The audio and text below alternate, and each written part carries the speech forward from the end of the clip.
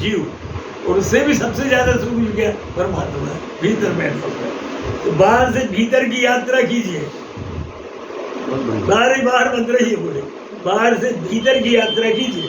इन पंक्तियों पर गौर से विचार करें। रामायण का निर्दिष्ट यह उपलब्धि द्वार है। इनमें अंग्रेजी में लिखा how to seek, how to reach, कैसे ढूंढे, कैसे पहुंचे। राम जी को खोजने की प्रणाली शिव जी ने अपने उपदेश में बताई कि भीतर की ओर चलने की सामर्थ्य पैदा करो। क्या बढ़िया बात है, बाहर ही बाहर मत घूमते रहो, भीतर की ओर चलने की सामर्थ्य अपने में है, पैदा करो। यह सामर्थ्य सहज रूप से नहीं होती, ये सामर्थ्य सहज में नहीं होगी, इसे अभ्यास से पैदा करना होता है। और ये बात देखिए, भीतर चलने की कोशिश करें तभी तो पता चले कि यह सामर्थ्य हमें है भी कि नहीं। कोशिश तो करें, कोशिश नहीं करें कहेंगे नहीं है ही नहीं, गलत है। कोशिश करना चाहिए, हो सकता है अभी जाग जाए सामर्थ्य, सामर्थ्य कम हो या ज्यादा हो, पर रास्ता तो यही है। क्या लिखा है? जैसे ऐसे थोड़ा ऊपर उठिए तो करण, अभी कहा था करण माने माध्यम, माध्यम कौन है? इंद्रिया। विषय को जानने का माध्यम कौन है? इंद्रिया। जैसे रूप को जानने का माध्यम कौन है? आंख। शब्द को जानने का माध्यम कान, गंध को जानने का माध्यम नासिका आदि। तो क्या लिखा? विषय से थोड़ा ऊपर उठे तो करण, इंद्रियों से आगे सुर, करण माने माध्यम, इंद्रिय, इंद्रियों से आगे कौन? इंद्रियों को प्रकाशित करने के लिए देवता होते हैं, ऐसा सब जगह लिखा। उत्तरकांड में आया इंद्रिय द्वार झरोखा नाना, जयते सुर बैठे कड़ी खाना, और देवता बैठे। अब देवता को आज सद्गुण कह लो, चाहे देवता को प्रेरक कह लो, एक प्रेरक शक्ति उसके भीतर बैठी है ना। जैसे आँख का देवता सूर्य है, सूर्य के प्रकाश के बगैर आँख कुछ नहीं करती। इसके लिए उदाहरण देते हैं कि कोई मुर्दा पड़ा है सामने, तो आपका विषय है वो मुर्दा है, जानना चाहिए कि मुर्दा है ना। और उसके बाद आँख भी खुली है उसकी, ठीक है ना। उसके बाद दिन है, सूर्य का प्रकाश है, यानी देवता भी है पर जीव नहीं, तो नहीं पहचानेंगे, ये जानेंगे नहीं, कुछ नहीं जानता खुद, तो बड़ा बड़ा हुआ है। तो ऐसा हर एक चीज में है, ये माध्यम, माध्यम के बाद उसे प्रेरित करने वाला या ज्ञान देने वाला देवता, और देवता के ऊपर क्या? जीव। विषय, करण, सुर, जीव। सवेता, सकल एक दे एक सचेता, ये सब एक से एक प्रकाशित हैं, सचेत हैं, यानी एक से एक प्रकाश। जीव प्रकाशित करता है देवता को, देवता प्रकाशित करता है इंद्री को, इंद्री प्रकाशित करती है विषय, तब ज्ञान होता है। सकल एक दे एक सचेता, पर सबकर परम प्रकाशक जो है, और इन चारों का जो परम प्रकाशक है उसका नाम राम है। राम सबकर परम प्रकाशक वही राम, अनादि अवधपति सोई, वही अवधपति है, वही राम है, तो सबके भीतर बैठा हुआ है। ये भगवान शंकर कह रहे है ना। तो सबकर परम प्रकाशक वही राम, इस सबको प्रकाशित करने वाला जो संबित प्रकाश है, इकट्ठा जुड़ा हुआ, वही अनादि राम है, जो अवधपति होकर आता है। यह नहीं कि एक देश में, एक काल में एक खास ढंग का रूप रंग लेने वाला, तरह तरह की लीला करने वाला यही राम है, ऐसा नहीं। चिदात्मा ही राम है, ज्ञानमय जो अपना आत्मा है, चिद माने ज्ञान है, और वही चिदात्मा, ध्यान दीजिए, वही चिदात्मा क्या था? प्रार्थना की उपाधि से या अनुग्रह की उपाधि से, यानी कोई ने प्रार्थना की कि भगवान हम बहुत कष्ट में हैं, हमारे कष्ट को दूर करो, तो प्रार्थना उपाधि हो गई। तो अच्छे हृदय से किया जाए, व्याकुल हो जाए आदमी, अपना होश आवाज कोविड सब कुछ, तो भगवान प्रकट हो जाए, ऐसा ही मानता है। व्याकुलता भगवान के प्रकट होने की पहली शर्त है। अपन चाहते हैं कि नहीं, अपन नहीं है व्याकुल कभी, अपन अपनी कह रहे है ना, अपन तो ठीक है पूजा करी आए आपने। क्या लिखा है? प्रार्थना की उपाधि से या अनुग्रह की, अनुग्रह माने कृपा, अनुग्रह की उपाधि से उपहित होकर, यानी अनुग्रह की उपाधि है या प्रार्थना की उपाधि है। इससे उपहित होना माने इससे प्रभावित होना। इससे प्रभावित होकर क्या करता है? अवधपति हो जाता है।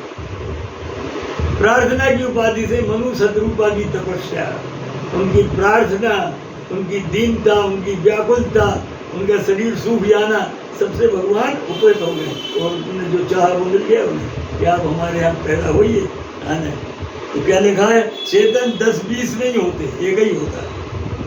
चेतन नाम की सत्ता एक मात्र अद्वितीय है, ये वेदांत कहता है। उसे कहते हैं अद्वैत है।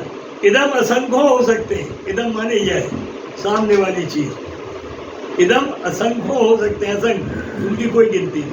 ये भी है, ये भी है, ये भी है, दुनिया भर में सब तक इदम है। इदम माने जो बाहर है वो सब। तो ये असंख्य हो सकते हैं, उसकी बात कर रहे हैं, है ना?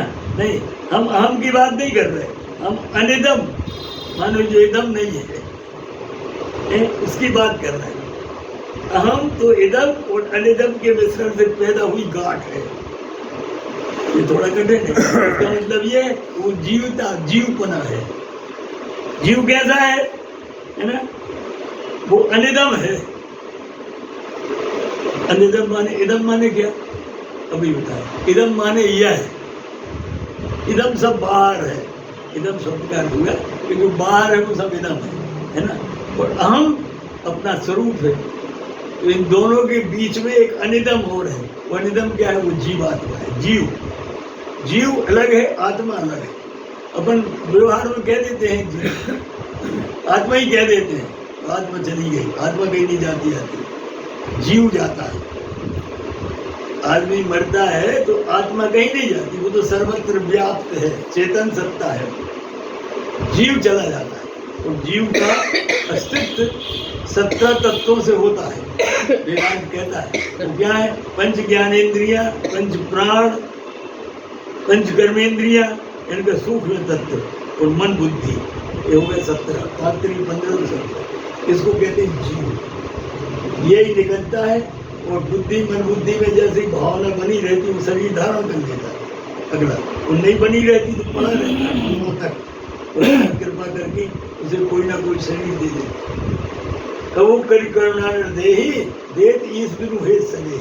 आदमी तो बड़ी अकारण भगवान दे देते हैं, कुछ होगा कौन पता नहीं। तो इस ढंग से ये जीवत्व, तो जीवत्व जो है ना, इसमें और अहम में गाढ़ बन गई। अपन जीवत्व को कहने लगे क्या? जड़ चेतन ही ग्रंथि पर गई, उत्तरकांड में है। यद्यपि मृषा छूतट कर रहे, इसमें गाढ़ बन गई। यानी क्या समझने लगे? ये समझने लगे कि हमारा शरीर ही जीव है, ये जड़ है, वो चेतन है, जीव, जीवात्मा है उसका नाम।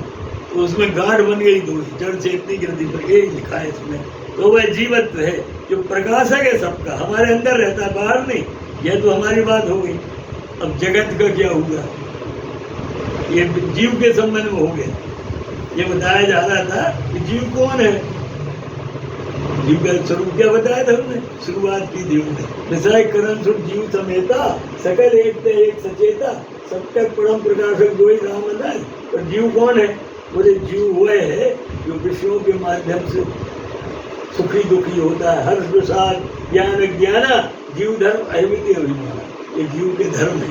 जो ऐसा होता है वही होता है, अपना जीव ही ऐसा है। थोड़े में सुखी हो गए, जरा में दुखी हो गए, है ना? थोड़े में ज्ञानी हो गए, थोड़े में अज्ञानी हो गए, कभी ज्ञान आया कभी अज्ञान, ऐसा होता है। बोले पर जगत का प्रकाशक मायाधीश है। ये अगली लाइन, जासु सत्यता दे जड़ माया। जगत जो त्रिगुणों से बना है वह जड़ है, लेकिन चेतन पर आश्रित होने से वह सच भासता है। जगत काय से बना है? सतोगुण, तमोगुण, रजोगुण। ये माया के गुण, इसी को माया कहते हैं। ये जो 3 गुण हैं, सतोगुण, तमोगुण, सतोगुण, रजोगुण, तमोगुण, ये 3 गुण जो है प्रकृति के हैं, इनको माया कहते हैं। इसलिए संसार बना है 3 गुणों से, है ना? इसलिए जड़ और चेतन दोनों मिले हैं इसमें। जड़ चेतन, जड़ जीव जब सकल राम में जाने तुलजा जी कहते हैं, पर जड़ और चेतन से बना है मिलकर। ऐसा दोहा है उसका बालकांड में। जड़ चेतन गुण दोष में, हैं? जड़ चेतन गुण दोष में हाँ, सकल जड़ कीन चेतन करता। गुण दोष में विश्व कीन करता।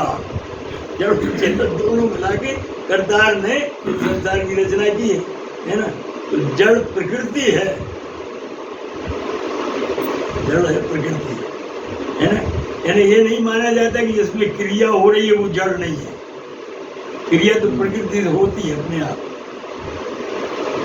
जड़ वह है जिसमें ज्ञान नहीं है, बस। क्रिया से नहीं होता चलता चेतनता का संबंध। ये आगे बताएंगे क्या लिखा है।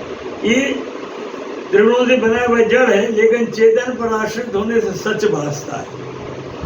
चेतन के आश्रित होने से सच होता नहीं, कब तक भासता है। बात सत्य मोह सहाया, जब तक मोह का साथ है। शिव जी ने जैसा बताया वैसा वाल्मीकि जी भी कहते हैं, रामायण प्रमाण दिया इनमें। वाल्मीकि जी भगवान राम के सम्मुख भी बोलते हैं, सामने उनके क्या कहते हैं, जग पेखन तुम देखन हारे, विधि हरि सम्मुख नचावन हारे। वाल्मीकि आश्रम में राम जी गए तो वाल्मीकि से राम जी पूछने लगे कि आप स्थान बताओ, हम कहाँ रहे। तो वाल्मीकि जी बोले तुम कहाँ नहीं हो, ये बताओ पहले। आप पहले ये बताइए कि आप कहाँ नहीं हो, तो हम जगह बताएंगे, है ना। तो उनका आध्यात्मिक स्वरूप बताते हुए वाल्मीकि ने कहा कि आप तो साक्षात परमात्मा हैं। वहाँ राम जी भीतर ही भीतर हंस रहे हैं, भाई हम लीला करके आए, सारा भेद क्यों खोल रहे, है ना। तो उन्होंने क्या कहा, जग देखन माने दृश्य, जग देखन तुम देखन हारे।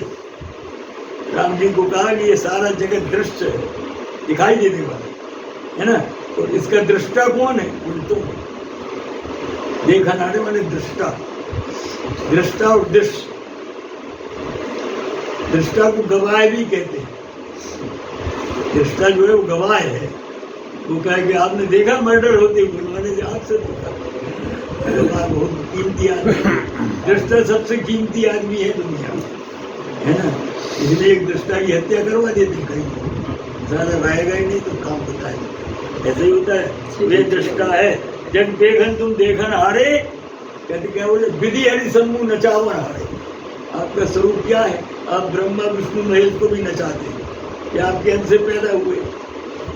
बालकांड में आया, उपजय जासुस्ते नाना शंभु बिरंची विष्णु भगवाना। इसके अंश से नाना नाना शंभु, नाना विष्णु, नाना ब्रह्मा पैदा होते हैं। कैसा परमात्मा है वो, राम है। क्या लिखा, मालिक साहब, पीछे दिखाई नहीं का शब्द है, मालिक साहब आप तो दृष्टा हैं। ये रामायण के राम है। स्वयं का लक्षण उनका क्या है, सहज प्रकाश रूप, सच्चिदानंद रूप, उपलब्धि द्वार है। विषय से ऊपर उठकर दृष्टा तक पहुंचना। जगत से भगवान का संबंध क्या है, दृष्टा दृश्य का। जगत दृश्य है, भगवान दृष्टा है, ये संबंध है। संसार से भगवान का क्या संबंध, बोले भगवान दृष्टा है, संसार दृश्य। अपने जीवन में अपन दृष्टा है, ये संसार दृश्य है। वो दृश्य सदा नाशवान होता है, जो दिखाई देगा वो मरेगा। अपना शरीर दिखाई देता है, मरेगा, नष्ट होने वाली चीज है सब। क्या, दृश्य।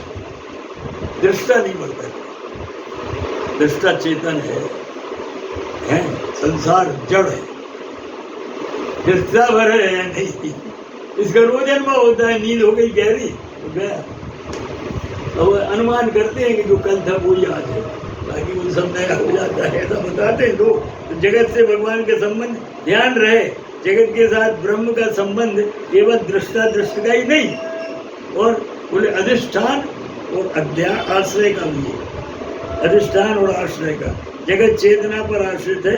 किस प्रकार आश्रित है, बोले रजत सीप में भास जिनी यथा भानु कर बारी, प्रसाद काल में धर्म न सके उनका।